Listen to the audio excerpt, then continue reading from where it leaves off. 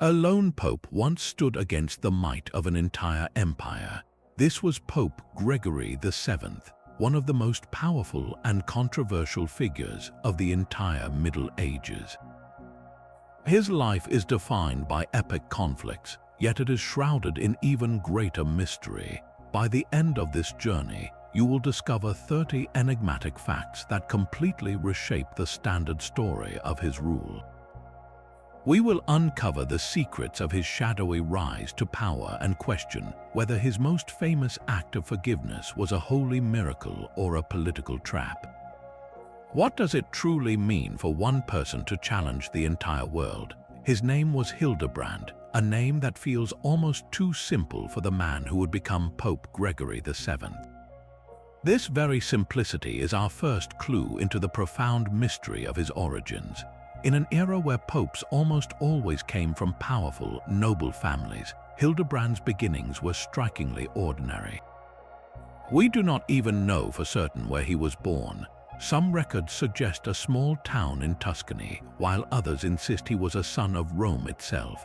This lack of a clear origin story was highly unusual and immediately set him apart.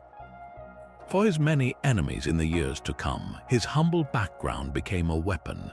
They whispered that a man of such low birth had no right to sit on the throne of St. Peter, that his rise could only be explained by shadowy influences or unspoken ambitions.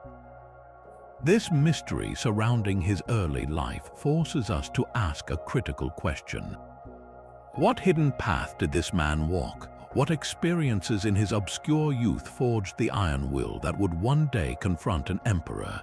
His education itself is another enigma, seemingly pieced together outside the traditional corridors of aristocratic power, suggesting a mind shaped by necessity and fierce determination rather than privilege. The very foundations of his incredible story are built not on marble but on shifting sand, and that is where our search for the truth must truly begin. For 2 decades before he ever wore the papal crown, Hildebrand was the true power behind the throne. He served as a cardinal and trusted advisor to a succession of popes, a master architect building the foundations of a revolution from the shadows. This period, often called the Hildebrandine Reform, reveals a man who was patiently shaping the future of the entire church. While other men held the title of pope, it was Hildebrand's vision and relentless will that guided their hands. He was the driving force behind policies that sought to purify the church, to sever its corrupt ties with secular lords who treated bishoprics like personal property to be bought and sold. Imagine a master strategist moving pieces on a grand chessboard for 20 years, all while remaining officially just an advisor. This raises a profound question. Why did such a powerful figure wait so long to claim the papacy for himself? Was it a matter of patience, a belief that he could achieve more from a position that seemed less threatening to the noble families who dominated Rome? Or was he, perhaps, waiting for the perfect moment to step into the light when his reforms had gained enough momentum to become an unstoppable force? His influence was so immense that when Pope Alexander II lay on his deathbed, the cry from the people and the clergy was not for a new candidate but for Hildebrand himself. They did not just want a new pope, they demanded the man who had been effectively ruling for years. This long apprenticeship was not a period of quiet service, but a protracted and deliberate campaign that would define his entire papacy, setting the stage for the monumental clash that was to come. The funeral of Pope Alexander II erupted into chaos, a public mourning that swiftly transformed into a political earthquake. As the late pope was laid to rest, a sudden cry rose from the crowd, a demand that Hildebrand, their longtime advisor, take the throne immediately. The call was taken up by others, swelling into a roar of acclamation that echoed through the church. In a matter of moments and against all standard procedure, Hildebrand was declared Pope Gregory VII. This was not the slow, deliberate election by cardinals that the church's own laws required. It was a hurried public spectacle that bypassed every norm. So we must ask, was this a genuine, spontaneous outpouring of support from a people who knew he was the only man for the job? Or was it a brilliantly staged power grab, a coup disguised as popular will? The event is shrouded in such controversy because it defies easy explanation. If it was planned, it was a masterstroke, using the emotional energy of a funeral to force a result before any opposition could organize. It silenced his enemies by presenting them with a fait accompli, a new pope already chosen by the voice of the Roman people. Yet, if it was truly spontaneous, it reveals the incredible depth of his popular support, proving that his 2 decades of work from the shadows had built a powerful base of loyalty far beyond the inner circles of power. This single, chaotic event set the tone for his entire papacy, a reign born not from quiet deliberation, but from a firestorm of fervor and suspicion. The legitimacy of his rule would forever be questioned because of how it began, casting a long shadow over every action that followed and fueling the conflicts that would soon shake all of Europe. This new pope moved with a startling and immediate boldness. Within a single year of his tumultuous rise, a document appeared that seemed to tear up the established order of the medieval world. It was called the Dictatus Papae, a Latin phrase meaning the dictates of the Pope. This was not a long, flowing treatise, but a stark list of 27 short, explosive statements. Its very nature is one of the great enigmas of Gregory's reign. We do not know if it was an official decree sent to all the rulers of Europe, a private memorandum for his closest allies, or perhaps a set of draft propositions for a future church council. Its ambiguity only made it more terrifying. The claims within it were absolutely revolutionary. They asserted that the Pope alone held universal authority over the entire church, that he alone could depose bishops and emperors, and that his judgment could not be questioned by any human being. One of the most shocking propositions stated plainly that the Pope had the power to remove emperors from their thrones. Another claimed that a pope could never, under any circumstances, be considered guilty of a crime. For the kings and nobles of Europe, this document was a thunderclap. It was a direct challenge to their own power, a theoretical framework that placed the papal throne above every earthly crown. Imagine the reaction in the royal courts when word of these dictates began to circulate. A document like this did not just suggest reform. It declared a theological war on the very structure of medieval society. Why would Gregory produce something so radically absolute? Was it a secret manifesto revealing his true, uncompromising vision for the world? Or was it a calculated piece of political theater, a statement of maximum demands meant to shock his opponents into submission before any real conflict had even begun? The Dictatus Papae remains a ghost in the historical record, a set of principles so bold they seem almost impossible to implement, yet they perfectly forecast the brutal confrontation that was just over the horizon. Yet this theoretical declaration of power was followed by an intensely personal and far-reaching decree. Gregory VII launched a fierce campaign to enforce clerical celibacy, a rule that on the surface seemed to be about purity and church discipline. But the true battle was not being fought in the realm of morality. It was being waged in the homes and inheritance lines of the clergy themselves.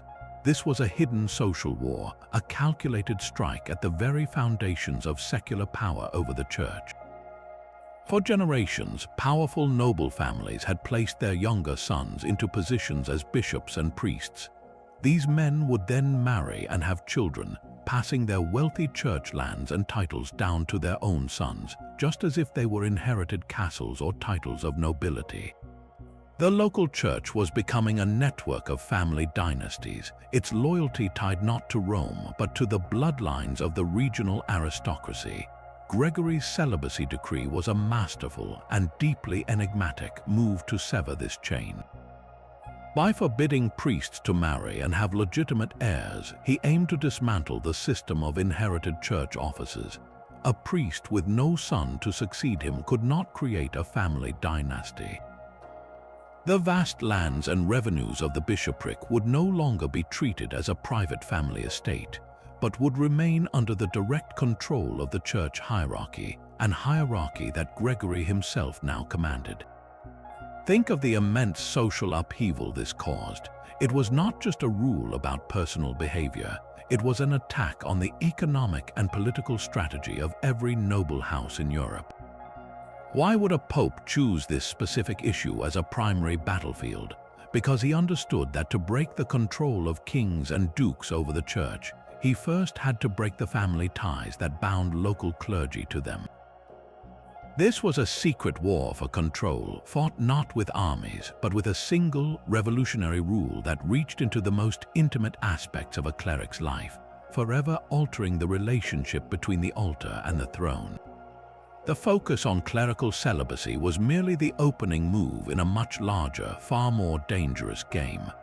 Gregory VII's ultimate target was a practice so deeply embedded in the medieval world that challenging it seemed like defying gravity itself. This was the issue of lay investiture, the ceremonial act where a king or emperor would grant a new bishop the symbols of his office, the ring and the staff. To the monarchs of Europe, this was a simple and ancient rite. They were the anointed rulers chosen by God to govern all aspects of their kingdoms, including the church.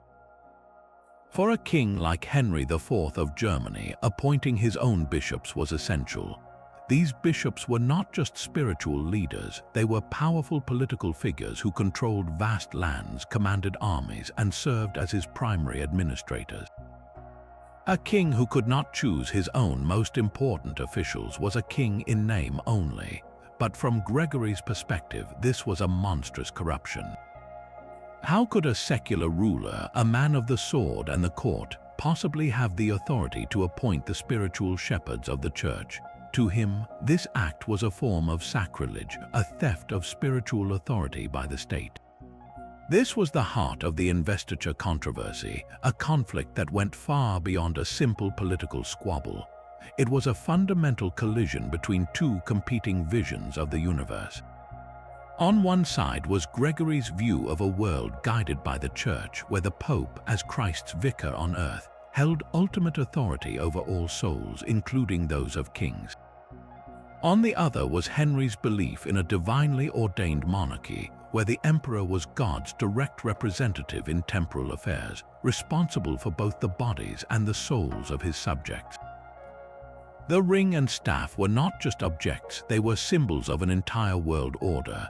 This was a battle over who truly held the keys to heaven and earth, a philosophical war that would be fought with words, decrees, and ultimately with the fate of an empire hanging in the balance. The collision of these two great powers was now inevitable. In the year 1076, the conflict exploded in a way that stunned all of Christendom. Pope Gregory VII, from his throne in Rome, did the unthinkable.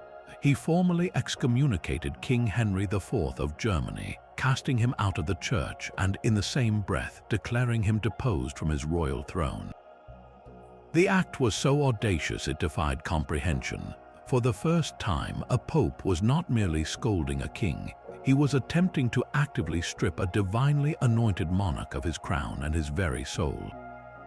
The decree released Henry's subjects from their oaths of allegiance, effectively telling every duke, bishop, and knight in the empire that their king was no longer their king. Imagine the shockwaves this sent across Europe. A single religious leader with no army of his own had just declared war on the political order of an entire continent. For the reformers who saw the church as corrupted by worldly power, Gregory was a heroic champion, a man with the courage to confront tyranny. But in every royal court from England to Hungary, he became a figure of pure terror.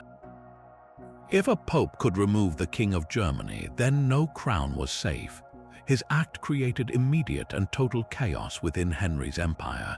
The German nobles, already restless under Henry's rule, saw a golden opportunity. They seized upon the Pope's decree, declaring that if Henry did not get the excommunication lifted within a year, they would elect a new king. The very foundation of Henry's power crumbled beneath him in an instant.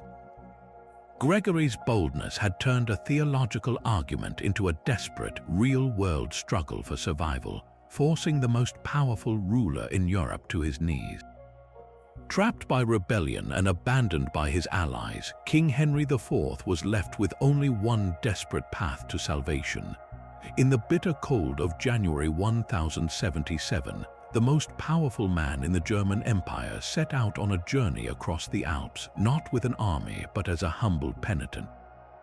His destination was a remote castle called Canossa, where Pope Gregory was staying as a guest. For 3 days, the king stood barefoot in the snow outside the castle gates, dressed in the simple, coarse wool of a sinner, begging for the Pope's forgiveness and the lifting of his excommunication. The image is iconic, a seemingly total victory for the Pope, but the deeper truth of what happened at Canossa is one of history's most enduring political puzzles. Was this a genuine act of Christian contrition, a king truly broken and humbled before God's representative? Or was it a brilliant, ruthless piece of political theater, a trap disguised as a surrender? On the surface, Gregory had won. The king had come to him, not the other way around. Yet by appearing in such a state of utter humility, Henry was weaponizing the very faith Gregory claimed to represent. He was forcing the Pope's hand. According to the laws of the Church, a penitent who sincerely asks for forgiveness must be granted it. To refuse a man kneeling in the snow would make Gregory seem not strong, but cruel and unchristian, undermining his moral authority in the eyes of all Europe. If Gregory absolved him, however, he would be legally and morally obligated to restore Henry as king, instantly defanging the German nobles' rebellion and losing his primary leverage. Henry was not just asking for forgiveness, he was cornering the Pope into a no-win situation. The king's performance in the snow was a masterstroke, transforming a military defeat into a political victory. He used the Pope's own spiritual weapons against him, proving that in the game of power, a show of humility could be far more effective than a show of force. Gregory was left with little choice but to grant the absolution, a decision that saved Henry's throne but sowed the seeds for an even more bitter and protracted war. The snow at Canossa melted, but the frost it left between Pope and Emperor would never truly thaw. The 3 days Henry spent in the snow were also 3 days of agonizing silence from within the castle walls. Gregory's refusal to immediately grant an audience to the penitent king is a profound enigma that history has never fully unraveled. What was the Pope truly doing during that long, cold interval? Some accounts suggest he was engaged in intense prayer, seeking divine guidance for a decision that would reshape Europe. He may have been wrestling with his conscience, uncertain if Henry's dramatic display was a genuine spiritual awakening or a cynical performance. Yet the political calculation was inescapable. Every hour the king stood shivering in humiliation was an hour that strengthened Gregory's own position, broadcasting to the entire world the ultimate supremacy of the papal throne. The delay was a message in itself, a public demonstration that even the most powerful emperor on earth had to wait at the Pope's door. But this strategy carried a terrible risk. If he waited too long, he could be accused of heartless cruelty, of denying Christian mercy to a soul begging for redemption. The Pope was caught between his role as a spiritual shepherd and his duties as a political strategist. Was his hesitation a form of psychological warfare, a deliberate act to break Henry's spirit completely? Or was it a genuine period of turmoil for a leader who understood that whatever he decided, he would lose something vital? His eventual decision to absolve Henry may have been a spiritual necessity, but it was also a political defeat in disguise. The 3 days of waiting became a symbol of the Pope's own trapped position, a moment where his ultimate victory revealed the inherent limits of his power. Gregory's absolution of Henry at Canossa did not bring peace, it merely changed the battlefield. With his excommunication lifted, Henry IV was theoretically restored to his throne, but the German princes who had rebelled against him refused to accept this outcome. They had already chosen a new ruler, Duke Rudolf of Swabia, and they now looked to the Pope for validation. This placed Gregory in an impossible position. To support Henry was to betray the very nobles who had backed his own decree of deposition. To support Rudolf was to openly sponsor the overthrow of a king he had just forgiven. After months of hesitation, Gregory made one of the most controversial decisions of his entire papacy. He threw his support behind Rudolf, formally recognizing him as the legitimate king of Germany. This was a breathtakingly risky move. By endorsing an anti-king, the Pope was not merely offering spiritual guidance, he was actively plunging the heart of Europe into a brutal civil war. He had crossed a line from being a spiritual leader who challenged emperors to becoming a kingmaker who fueled a secular conflict. Why would a man of the church take such a drastic step? It reveals a stark, enigmatic truth about Gregory's strategy. He believed that the reform of the church, his life's work, could not survive with an untrustworthy and hostile Henry on the throne. Supporting Rudolf was a desperate gambit, a calculated decision that the ends justified the means. He was willing to use the raw force of a civil war to achieve his spiritual goals, fundamentally blurring the distinction between the shepherd of souls and the master of political realignment. The bloodshed that followed would stain his legacy, forcing us to ask whether this was a necessary defense of the church's freedom or a tragic corruption of its very mission. The civil war Gregory had helped ignite now demanded an even greater commitment. By the year 1080, the conflict in Germany had reached a bloody stalemate. Duke Rudolf had won battles, but he had failed to deliver a decisive victory, and Henry IV was slowly regaining his strength. The Pope faced a crisis of his own making. His previous excommunication had been lifted, and his chosen champion was faltering. In March of that year, at a Lenten synod in Rome, Gregory made a fateful decision that would shock his allies and redefine his papacy. For a second time, he pronounced the sentence of excommunication against King Henry, once again deposing him from his throne. But this time, the language was different, more absolute and far more chilling. Gregory did not merely declare Henry deposed, he formally and explicitly recognized Rudolf of Swabia as the rightful king of Germany. He went further, bestowing a papal blessing upon Rudolf's cause, effectively sanctifying the rebellion against a crowned emperor. This was an unprecedented step. The Vicar of Christ was not just condemning a ruler, he was anointing his replacement and blessing the swords that would fight for him. The enigmatic shift in his rhetoric was stark.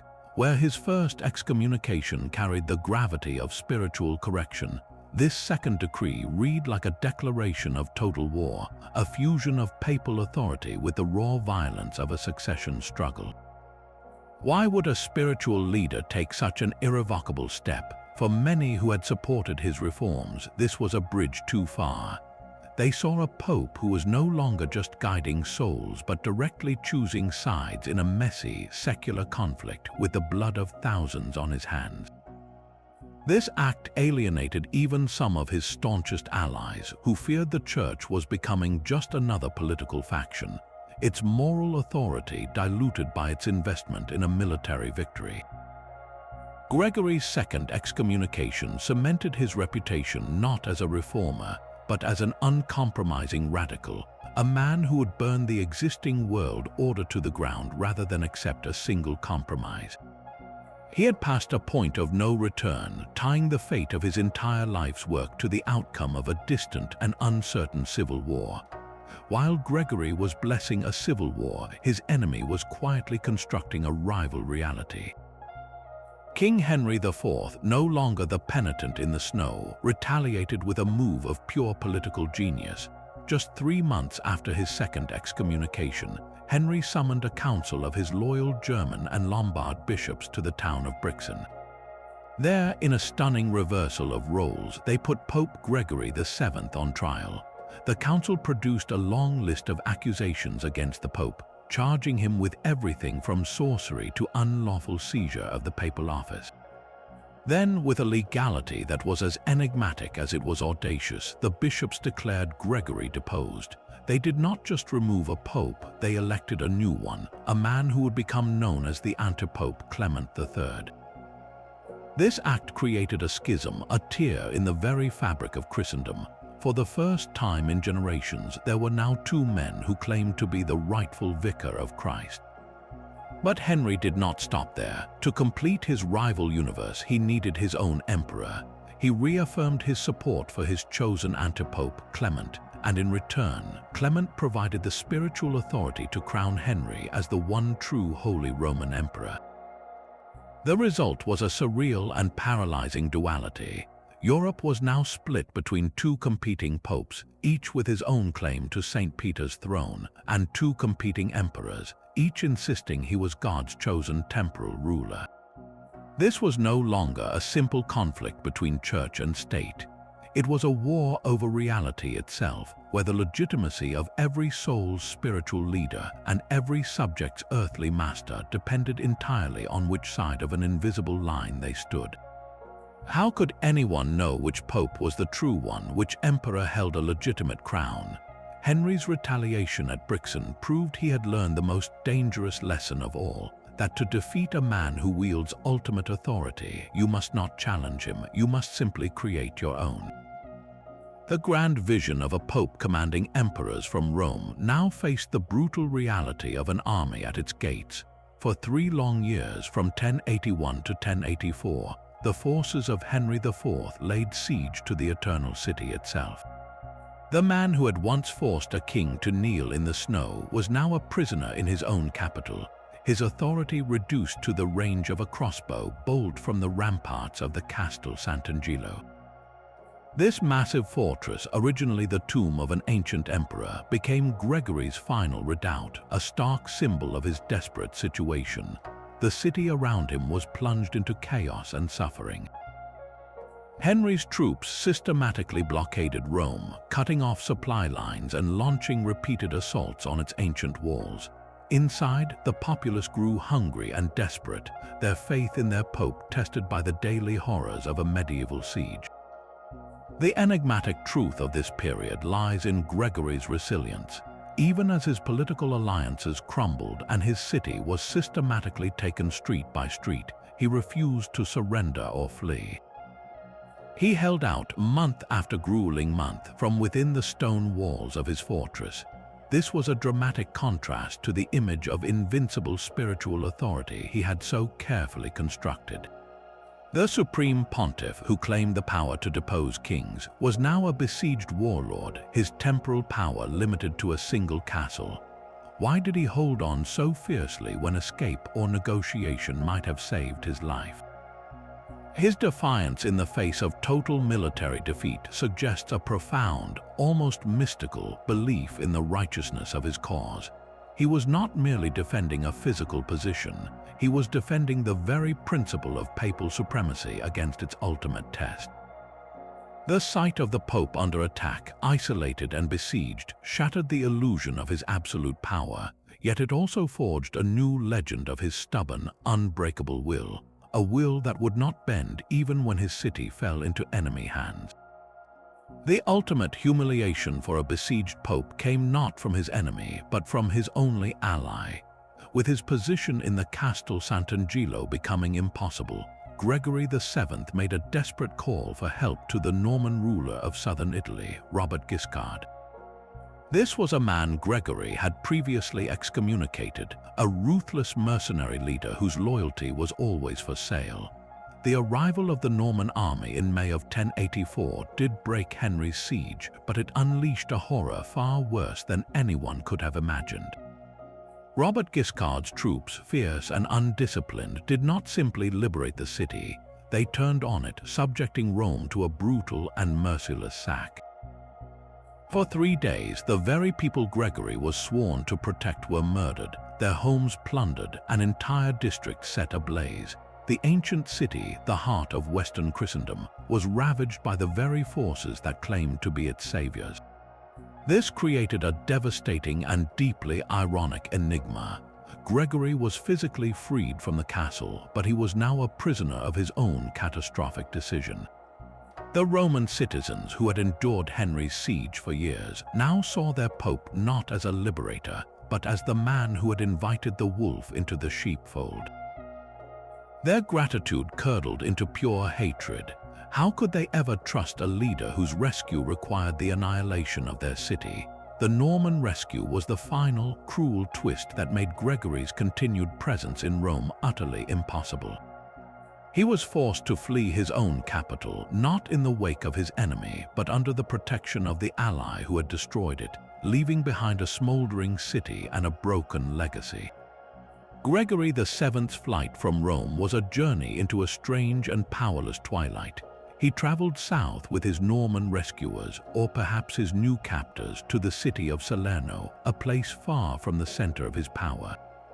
His arrival there is one of the great puzzles of his life. Was he a revered guest of the Normans, a political prisoner kept for their prestige, or simply a broken leader in retreat? The truth seems to blur all these lines. He lived under the protection of Robert Guiscard, the very man whose troops had sacked Rome, a relationship of profound and uneasy irony. He was free to move, to write, to preach, yet his influence had shrunk to the walls of a single city. The most powerful pope in history was now a bishop in exile, a shepherd without a flock. The symbolism of this exile was catastrophic for his vision of the papacy.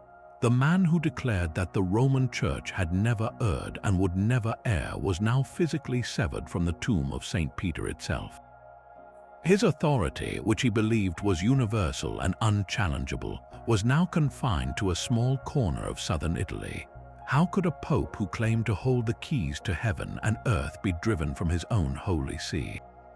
This final chapter forces us to ask what ultimate failure really looks like for a man of such immense ambition. His physical departure from Rome seemed to signal a total defeat, the collapse of his life's work into dust and exile.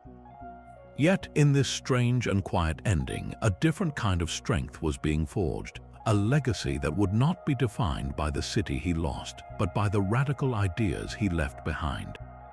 His final words were a prophecy etched in bitterness and defiance. As he lay dying in Salerno, far from the Rome he had fought so hard to control, Pope Gregory VII is said to have whispered, "I have loved justice and hated iniquity, therefore I die in exile." This single sentence has echoed through the centuries, a perfect summary of a life defined by absolute conviction and catastrophic conflict. But what do these words truly mean? On the surface, they sound like the ultimate statement of righteousness, a declaration that he was being punished not for his failures but for his unwavering virtue. He presents his exile not as a defeat but as the inevitable cost of his holy crusade against corruption. He frames himself as a martyr to the cause of justice. Yet listen to the phrase again, and a different, more human emotion emerges. "Therefore I die in exile." There is a sharp, undeniable sting in that conclusion. It carries the weight of betrayal and resentment. Was this a bitter lament from a broken man, finally admitting that his ideals had cost him everything, including his home and his dignity? Or was it something even more calculated? Gregory was a master of political theater, from his sudden elevation at a funeral to the dramatic scene at Canossa. Could these dying words have been his final, brilliant act of propaganda? By linking his exile directly to his love of justice, he was crafting his own legacy, ensuring that history would remember him not as the pope who lost Rome, but as the uncompromising saint hounded out for his principles. The words are so perfectly constructed, so self-justifying, that we are left to wonder if we are hearing the genuine cry of a wounded soul or the last masterful move of a man who never stopped fighting to control the narrative. The true sentiment behind his famous last words remains one of his most personal and enduring mysteries, a final enigma from a pope who lived his entire life within a web of them. Even in death, Gregory VII could not find peace. His body was laid to rest in the crypt of Salerno Cathedral, a final resting place that immediately became a battlefield over his memory. The division that had defined his life now crystallized around his tomb. For the reformers and clergy who had followed him into exile, this was the shrine of a saint and a martyr. They saw a man who had sacrificed everything, even his own papacy, for the cause of a pure church. They whispered prayers at his graveside, believing his exile and suffering were the very marks of holiness, and they began to speak of miracles. But for his enemies, the men who had driven him from Rome, this was the grave of a heretic and a tyrant. They saw a pope who had overstepped his divine authority, who had plunged Europe into war and invited the sack of its holiest city. They would have preferred his body lost to obscurity, not honored in a cathedral. This stark contradiction meant his legacy was contested from the very moment his heart stopped beating. There was no period of quiet mourning, only an immediate and furious debate over what his life had truly meant. Was the crypt in Salerno a holy site, or was it a monument to arrogance? The answer depended entirely on who was kneeling before it. This struggle over his grave reveals a profound truth, that Gregory's most enduring impact was not a settled reform or a clear victory, but a question he forced upon the world, a question about the very nature of power and faith that would echo for centuries after he was gone. The man who reshaped Europe was also a prisoner of the pen. In his lifetime, Gregory VII maintained a staggering correspondence, a river of ink flowing from Rome to every corner of the known world. Yet the vast majority of these letters vanished, lost to fire, decay, or the deliberate hands of his enemies. The few that survive feel like shards of a shattered mirror, each fragment reflecting a different facet of this deeply enigmatic leader. Historians have painstakingly pieced them together, and what emerges is not a single, clear image but a cryptic puzzle. We find letters to kings that are masterpieces of political manipulation, full of honeyed words and veiled threats. In one moment, he writes with the absolute authority of St. Peter's heir, issuing commands that brook no argument. In the next, we glimpse a man wrestling with profound personal doubt, confessing his fears and frustrations to a trusted ally. He begs for news, pleads for loyalty, and agonizes over the suffering his decisions have caused. How do we reconcile the iron-willed pope with the uncertain man revealed in his private moments? These letters expose the immense psychological toll of his crusade.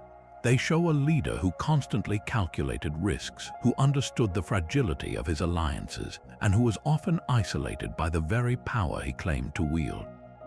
They reveal his complex relationships, particularly with Countess Matilda of Tuscany, his most powerful and steadfast supporter.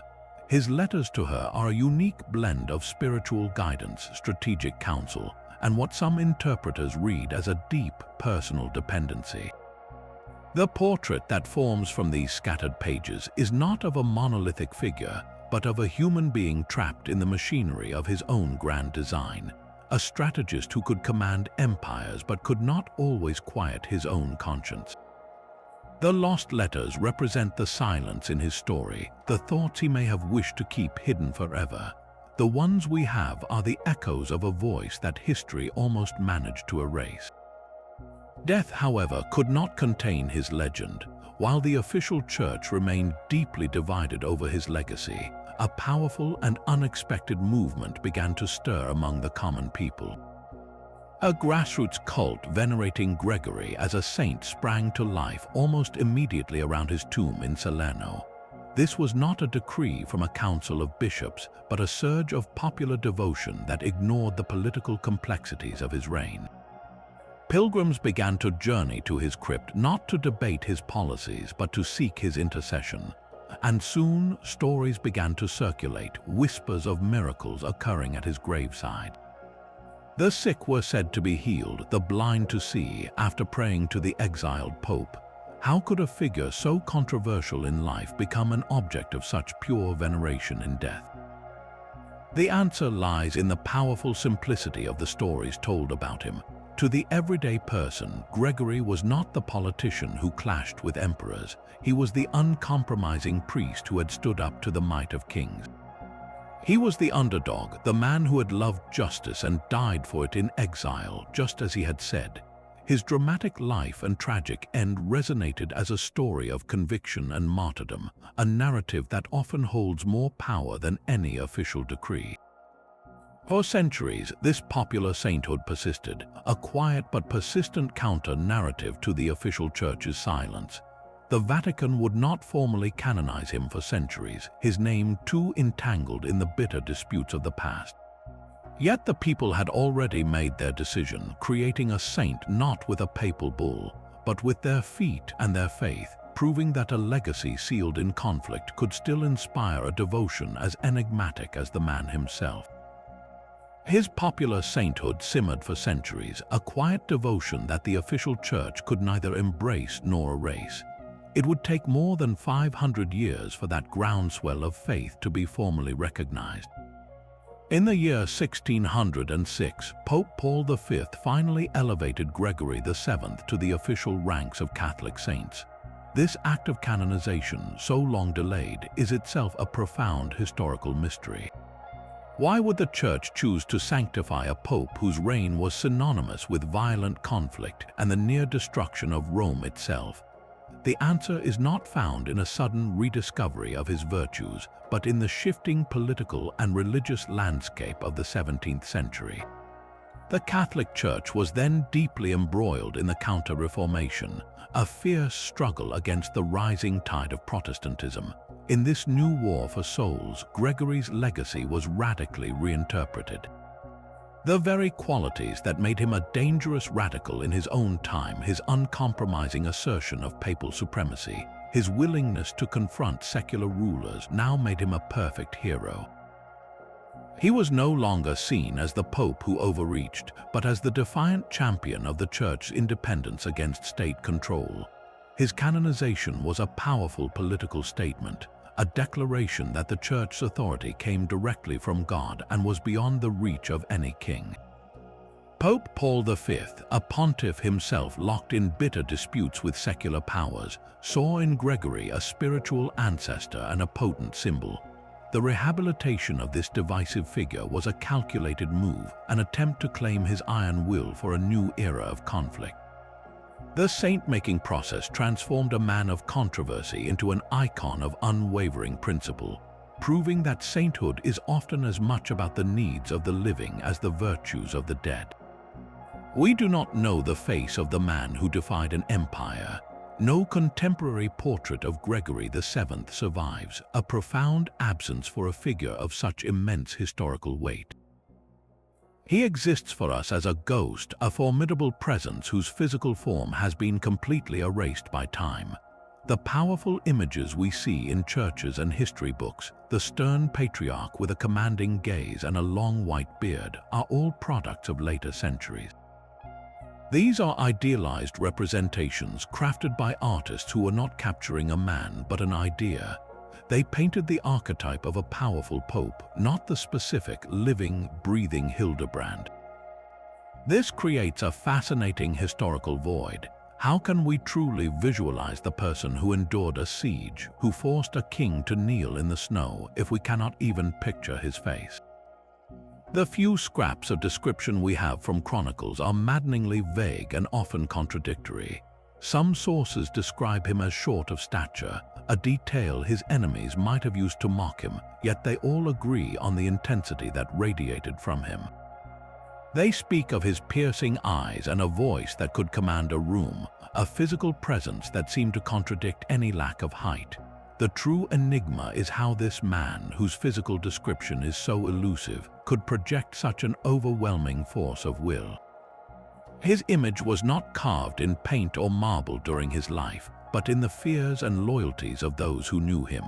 We are left with a silhouette, a shadow on the wall of history, whose power came not from his appearance, but from the sheer, unyielding force of his conviction. Gregory VII's soul seemed perpetually divided between the cloister and the throne. While he waged political war from the papal palace, his heart maintained a deep, enigmatic connection to the quiet world of monasteries. He was profoundly shaped by the great Abbey of Cluny, a center of spiritual renewal that championed a church free from the grip of secular lords. its vision of a purified, independent clergy became the very blueprint for his own life's work. Yet Gregory himself never became a monk. He promoted monastic ideals with fervor, urging others to seek God in solitude and prayer, while he himself remained at the center of the most violent storms of his age. This creates a fascinating contradiction. Was he a cloistered spirit trapped in a politician's body, forever yearning for the peace he helped others find?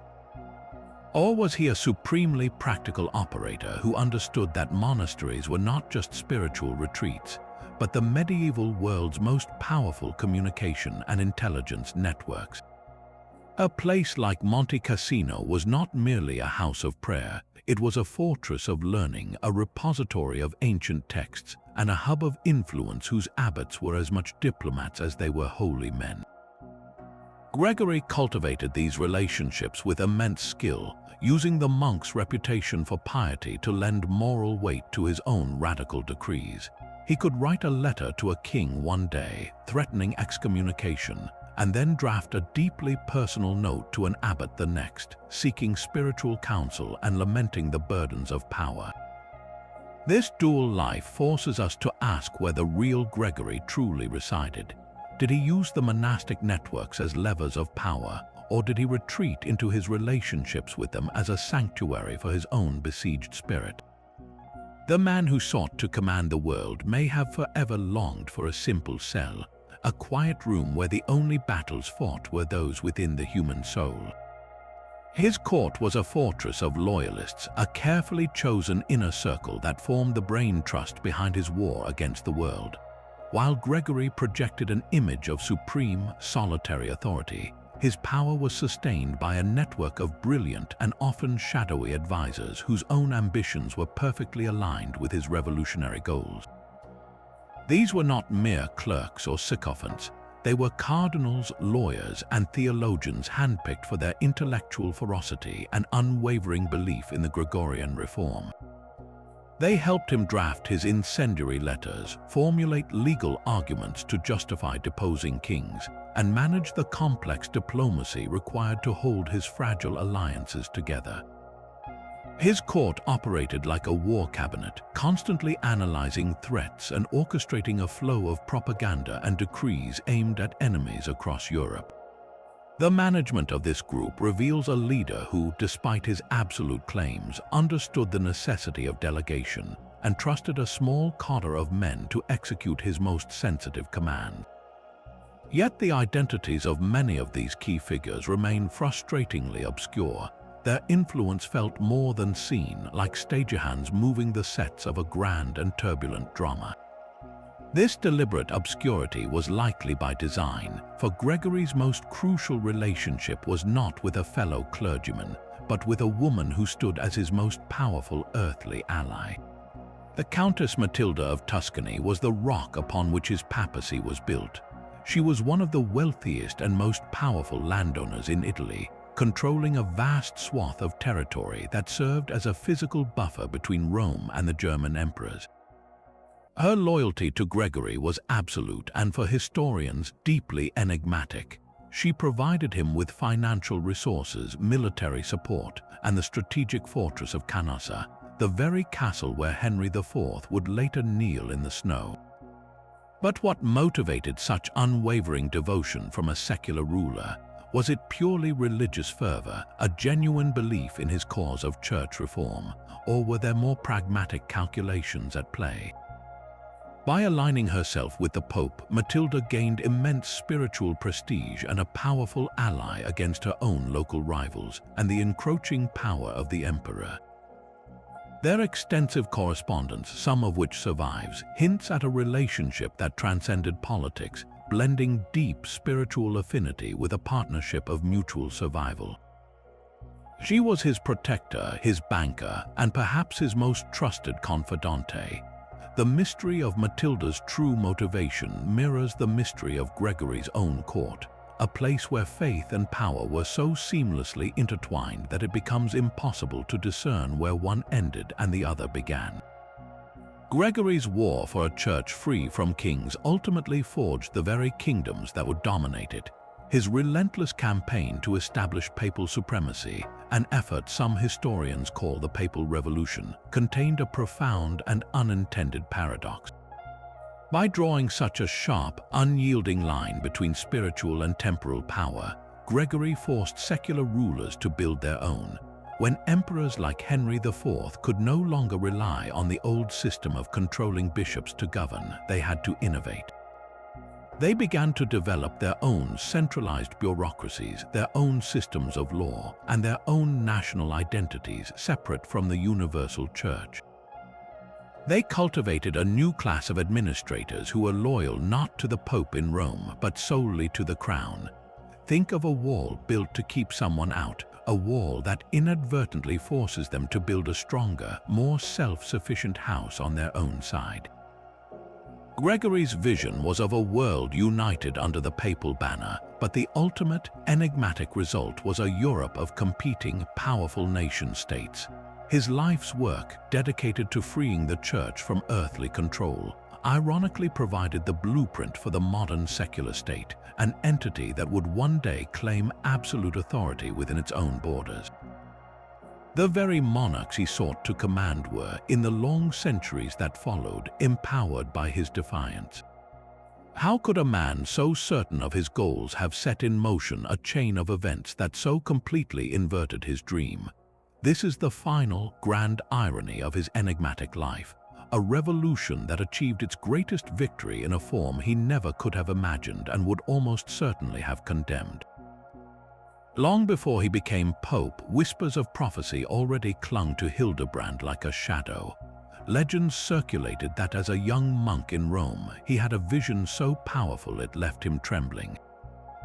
He reportedly saw himself ascending to the highest throne of the church, not in a blaze of glory, but surrounded by storms of conflict and opposition. The story goes that he confided this terrifying premonition to a trusted friend, expressing a deep foreboding about the immense burden and the terrible struggles it would entail. Such tales were potent weapons in the medieval world, and both his fiercest allies and his most venomous enemies seized upon them, twisting the same story to serve their own ends. For his supporters, these accounts were divine validation. They proved that Hildebrand was not an ambitious opportunist, but a man chosen by God for a difficult, preordained mission. His entire life, from his humble beginnings to his fiery papacy, was thus framed as a sacred destiny unfolding exactly as heaven had willed. Every conflict, every setback could be explained as part of a divine plan that he had courageously accepted. But his detractors told a very different version of the same story. They whispered that such foreknowledge could not come from God, but from something far darker. They suggested his visions were a sign of demonic inspiration, a pact that gave him the unnatural ambition and political cunning to claw his way to power.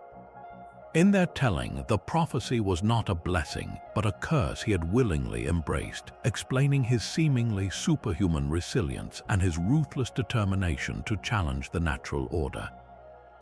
This early legend of prophecy creates a fascinating enigma, forcing us to wonder whether Hildebrand himself believed his path was fixed by a higher power. Did that belief give him the unshakable confidence to confront emperors, or did it create a fatalistic recklessness, a sense that he was merely an actor in a script he could not change? The stories of his foresight, whether holy or unholy, ultimately succeeded in removing his humanity, transforming the man into a figure of either divine mandate or terrifying occult power, long before he ever held the keys to St. Peter. His authority was not just written in decrees, but performed in a language everyone could understand. Gregory VII was a master of political theater, a pope who understood that to command the loyalty of millions, he must speak to their eyes and hearts, not just their minds. In an age where most of the population could not read, symbolism and public spectacle became his most potent and enigmatic weapons. Every major act of his papacy was a meticulously staged performance designed to broadcast a singular, undeniable message, the supreme authority of the Roman pontiff. When he convened a synod, it was not a closed-door meeting of clerics. It was a grand public ritual, a dramatic gathering where bishops and cardinals assembled in solemn procession, their rich vestments and chants creating an aura of divine power that centered entirely on him. The act of excommunication was his most chilling piece of theater. It was not a private letter, but a public curse of cosmic proportions. Picture the scene in a packed Roman church. The Pope, surrounded by the flickering light of candles, would pronounce the terrible words that severed a soul from the body of the church. Then, in a moment of terrifying drama, the priests would extinguish their candles and cast them to the stone floor, the sudden darkness and clatter symbolizing the target's fall from divine grace. This was a spectacle designed to terrify and unite the common people, making them witnesses to a spiritual execution. Why go to such elaborate lengths? Because Gregory knew that the fear and awe inspired in a peasant watching a candle snuffed out were as politically powerful as any legal argument sent to a king. He was communicating directly with the masses, forging their loyalty through visceral, unforgettable imagery. His entire papacy was a continuous performance, a grand narrative where he was both the lead actor and the director, using the stage of medieval Europe to enact a revolution in the very concept of power. The man who challenged emperors was also a meticulous banker. Behind the grand theological battles and public excommunications lay a quieter, more pragmatic struggle for control over the Church's vast wealth. Gregory VII understood that his spiritual war could not be won without a steady stream of silver and gold. His efforts to centralize the finances of the Papal States, known as the patrimony of St. Peter, reveal a leader caught in a profound and often overlooked tension. He preached a church free from the corrupting influence of worldly riches, yet he desperately needed those same riches to fund his political survival and military defenses.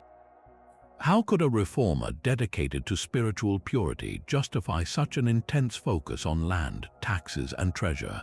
The answer lies in the brutal reality of his position. To resist the armies of Henry IV, he needed to pay for soldiers, fortifications, and the loyalty of allies. To maintain the independence of the papacy, he had to ensure that the Roman Church itself was financially self-sufficient, no longer dependent on the gifts or the coercion of secular lords. This led to a series of sharp, enigmatic economic reforms. He worked to reclaim church lands that had been seized by local nobles. He streamlined the collection of tithes and other revenues, and he fought to prevent powerful Roman families from treating the papal treasury as their personal inheritance. Every coin collected was a brick in the wall of his independence. This created a silent contradiction at the heart of his papacy. The very wealth he accumulated to protect the Church's freedom could also be seen as the worldly entanglement he so loudly condemned. Was he a prudent steward securing the material foundation for his spiritual mission, or was he, in the end, simply building a different kind of earthly power, one answerable only to him? The economic enigma of his reign forces us to see the complete picture of a revolutionary, a man who had to master the ledgers of this world in his fierce, unending battle for the next. Even as he waged war against kings in the West, a different kind of conflict simmered on the distant horizon of the Byzantine Empire. Gregory VII's stance on matters of faith reveals a leader of surprising and enigmatic pragmatism. He was absolutely unyielding on the issue of simony, the buying and selling of church offices, which he saw as a direct poison in the heart of the church. Yet when faced with other doctrinal challenges, even outright heresy, his response could be surprisingly measured. This creates a fascinating contradiction in a man known for his iron will. Why would a pope who deposed an emperor show such relative restraint in matters of pure belief? The answer may lie in a cold political calculation. Gregory understood that his primary battlefield was in Europe against the secular rulers who appointed bishops. Heretical movements, while dangerous, often lacked the political and military power of a Henry IV. He may have seen them as a secondary threat, one that could be managed with persuasion and reform rather than the immediate, total war he declared on lay investiture. This pragmatic side of his crusade becomes even clearer in his fraught relationship with the East. He made repeated and sincere attempts to open a dialogue with the Byzantine Emperor, Michael VII, dreaming of a grand reunion between the Roman Catholic and Eastern Orthodox churches, which had formally split just a few decades earlier. He wrote letters filled with fraternal concern, addressing the emperor as his dearest son and proposing a council to heal the division. But these efforts were almost entirely unsuccessful. The Byzantine court viewed this pope, who claimed supreme authority over all churches, with deep suspicion. His bold assertions of papal power, which so terrified Western kings, were simply unacceptable in Constantinople, where the emperor was seen as the direct representative of God on earth. Gregory's ambitious outreach collapsed, revealing the limits of his influence and a stark truth. His ideological crusade had a defined frontier, and he was willing to be a pragmatic diplomat when it served his ultimate goal of a unified church under Roman leadership, even if that pragmatism repeatedly met with failure. His final legacy hinges on a single, burning question about the man himself. Was Gregory VII a zealot, a man so consumed by his vision of a holy church that he could not compromise, or was he a supreme strategist, a political genius whose religious rhetoric masked a relentless drive for power? The evidence for the zealot is compelling and written in his own fiery words. He spoke of justice and iniquity with an absolute conviction that bordered on the fanatical. His refusal to bend, even when faced with the total destruction of Rome and his own exile, suggests a man driven by faith, not by a desire for personal gain. A calculating politician would have cut a deal with Henry IV to save his throne. A zealot would rather die in exile than betray his principles. His entire life reads as a single-minded crusade, a holy war against the corruption he saw poisoning Christendom. Yet the case for the master strategist is equally powerful.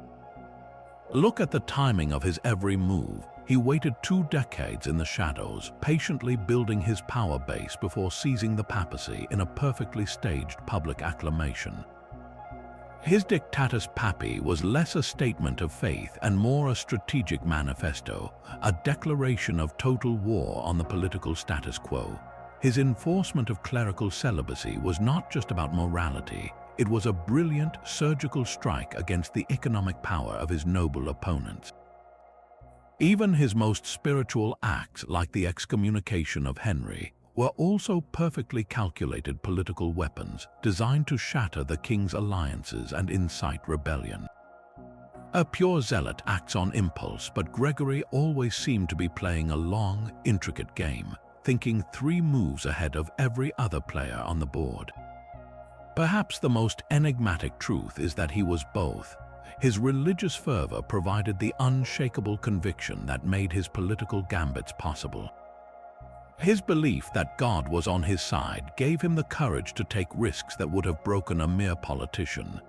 He was a man who could genuinely pray for guidance while simultaneously orchestrating a civil war, seeing no contradiction because in his mind the cause was divine. This fusion of absolute faith and ruthless political calculation is what makes him so difficult to categorize and so eternally fascinating.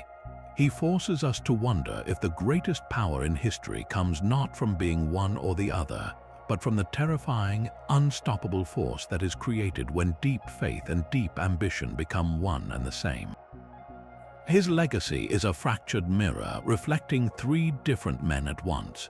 Was Gregory VII the heroic reformer who cleansed a corrupt church, the brilliant founder of the papal monarchy, or a dangerous theocrat whose wars shattered the peace of Europe? The answer is that he was all of them, and the division he created in life has become the enduring enigma of his memory. For the church he fought to purify, he remains a foundational giant, the pope who dared to assert that spiritual authority must stand above the raw power of the state. He forged the very concept of the papacy as an independent international power, a vision that would define the medieval church for centuries. Yet that same vision casts a long, dark shadow. His relentless conflict with Henry IV did not just weaken an emperor, it crippled the central authority of the Holy Roman Empire for generations, unleashing a century of internal strife and civil war that left the German lands fractured and vulnerable. He is the father of a powerful papacy, but also the unwitting architect of a weakened empire. This duality forces a difficult question. Can a man be a saint for one institution and a near disaster for an entire continent? His war for principle came at the cost of stability, and historians are still weighing that cost today. The Gregorian Reforms set a precedent for papal power that reached its peak centuries later, but it also planted the seeds for the violent wars of religion that would tear Europe apart. He wanted to create a unified Christendom under Rome, but his methods ultimately highlighted the irreconcilable divide between the altar and the throne. We are left with a figure who defies simple judgment, a man whose greatest strength was also his most profound flaw, and whose true legacy is not a settled fact, but a conversation that continues quietly in every book written about the turbulent birth of the modern world. Gregory VII was a man of impossible contradictions, a reformer who ignited wars and a saint who died in exile. His life was an unending battle between the purity of his vision and the brutal realities of power. He sought to build a church free from worldly corruption, yet he became one of the most politically formidable popes in history. He loved justice with a passion that ultimately cost him his home and his throne. These 30 enigmatic facts are not just isolated pieces of a puzzle. They are the very fabric of a legacy that remains fiercely debated even today. We are left with a figure who defies simple labels, a man whose deepest convictions were both his greatest strength and his most tragic flaw. His story proves that the most compelling figures in history are not those who offer easy answers, but those who embody profound and lasting questions. The mysteries of his life invite us to look deeper into the complex tapestry of the Middle Ages, a world not of simple darkness and light, but of intricate shadows where faith and ambition were forever intertwined. The echo of his defiant whisper from Salerno continues to challenge us, forcing us to ponder the true cost of principle and the enduring power of an unyielding will. So now you have walked the long and winding road of his life, from the shadowy origins of Hildebrand to the bitter exile in Salerno. With these 30 enigmatic facts laid before you, which one truly reshaped your understanding of this formidable pope? Did the political theater of Canossa, the secret war of clerical celibacy, or his final, defiant whisper from his deathbed strike you as the most profound? The story of Gregory VII is a puzzle with no single solution, and his legacy is a conversation that has lasted for nearly 1,000 years. Share your own perspective in the comments below. Tell us which mystery captured your imagination and what you believe his life ultimately represents. If you want to continue exploring the hidden corners of history, the secret lives of emperors and heretics, then be sure to like this video, subscribe to the channel, and tap the notification bell so you never miss a journey into the past. For the final question we are left with is not a matter of simple fact but of enduring interpretation.